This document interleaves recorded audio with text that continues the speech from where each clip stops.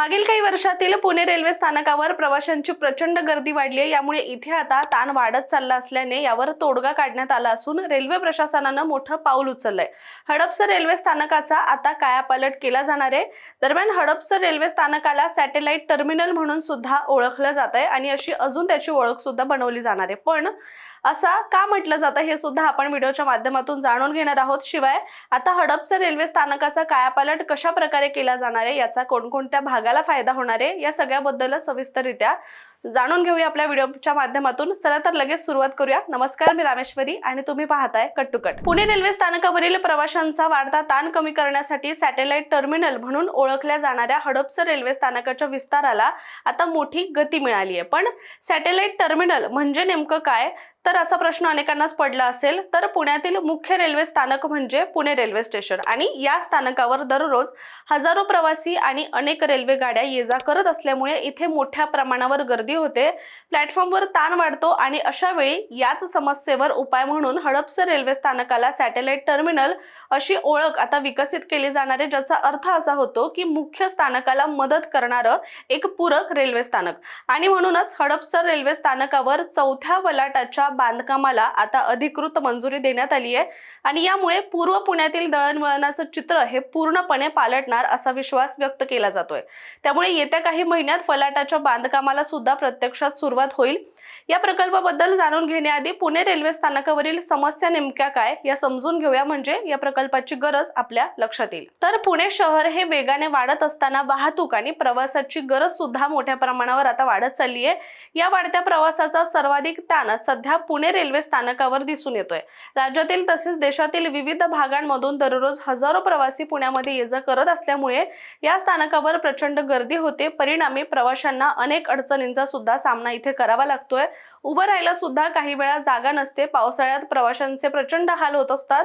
सध्या पुणे रेल्वे स्थानकावर दररोज मोठ्या प्रमाणात गाड्या ये-जा करतात, मात्र स्थानकाची क्षमता ही मर्यादित असल्यामुळे प्लॅटफॉर्मवर मोठी गर्दी होते। तिकीट खिडक्यांपुढे लांबच लांब रांगा लागतात, पार्किंगची सुद्धा मोठी समस्या निर्माण होते आणि स्थानकाबाहेरील रस्त्यांवर सुद्धा वाहतूक कोंडी ही वाढत जाते।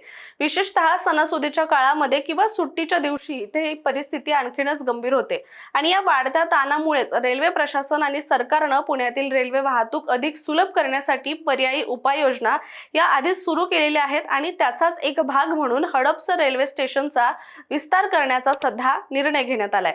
आणि आता तो महत्त्वाचा निर्णय असा आहे की रेल्वे बोर्डाने सध्या 14 डबे बसतील एवढ्या 400 मीटरच्या फलाटाला मंजुरी दिली आहे। मात्र रेल्वे प्रशासन 24 डबे सामावतील अशा 650 मीटर लांबीच्या फलाटासाठी प्रयत्नशील आहे आणि तसा प्रस्ताव सुद्धा सध्या देण्यात आलाय। तर चांगली गोष्ट अशी आहे की रेल्वे बोर्ड सुद्धा यासाठी पॉझिटिव्ह असून या 24 डबे सामावतील इतक्या फलाटाच्या विस्तारीकरणाला सुद्धा लवकरच मंजुरी मिळण्याची शक्यता आहे। याआधी रेल्वे प्रशासनाने हडपसर स्थानक हे सॅटेलाइट टर्मिनल म्हणून विकसित केलं, त्यासाठी सुमारे 100 कोटींचा खर्च सुद्धा केला आणि टर्मिनलचा विकास केला। तेव्हा स्थानकाचा विस्तार झाला नाही आणि म्हणून आता पहिल्यांदाच रेल्वे स्थानकाचा हा विस्तार केला जातोय। या अंतर्गत आता तिसऱ्या प्लॅटफॉर्मच्या बाजूला स्टेबलिंग लाईन म्हणजेच एक प्रकारची रेल्वे पार्किंगची राखीव जागा असते आणि या लाईनच्या बाजूलाच हे नवीन प्लॅटफॉर्म सध्या बांधलं जाणार आहे, ज्यासाठी तब्बल 7 कोटी खर्च अपेक्षित आहे। याचबरोबर नवीन फलाट झाल्यावर रेल्वे बोर्डाला नवीन गाड्या देखील सुरू करणं आणि सध्याच्या गाड्यांचा थांबा हडपसरला देणं तांत्रिकदृष्ट्या सुद्धा अगदी सोपं होणार आहे। दरम्यान याबद्दल बोलताना पुणे रेल्वे विभागाचे जनसंपर्क अधिकारी हेमंत कुमार बेहरा यांनी असं म्हटलंय की रेल्वे बोर्डाने हडपसर स्थानकावर चौथ्या फलाटासाठी मंजुरी दिलेली आहे।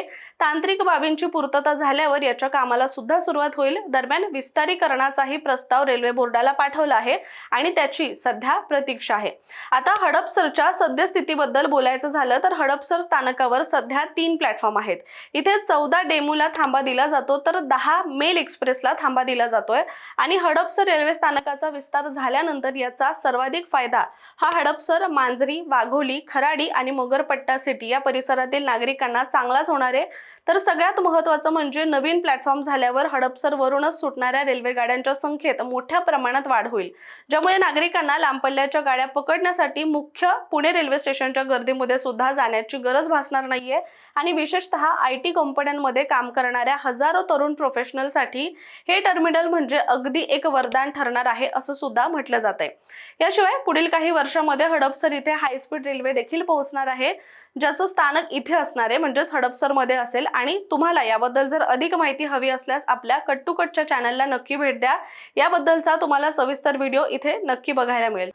त्यामुळे आता भविष्याचाही विचार केला तर हडपसर रेल्वे स्थानकाचा विकास हा अत्यंत महत्त्वाचा आहे। शिवाय यामुळे पुणे रेल्वे स्थानकावरील गर्दी मोठ्या प्रमाणावर कमी होईल। सोलापूर, दौंड, लातूर, मराठवाडा तसंच दक्षिणेकडील काही मार्गांवरील गाड्या हडपसर स्थानकावरूनच सुरू करण्याची किंवा थांबवण्याचं नियोजन सुद्धा होईल। तर यामुळे केवळ प्रवाशांचा वेळ वाचेल तर असं नाहीये, तर शहरातील वाहतूक कोंडी सुद्धा मोठ्या प्रमाणावर कमी होण्यासाठी याची मोठी मदत होणार आहे, ज्यामुळे प्रवाशांना अधिक सोयीस्कर आणि सुरक्षित असा प्रवास इथून करता येऊ शकतो, ज्याचा अनुभव त्यांना घेता येईल अशी अपेक्षा सुद्धा व्यक्त केली जाते।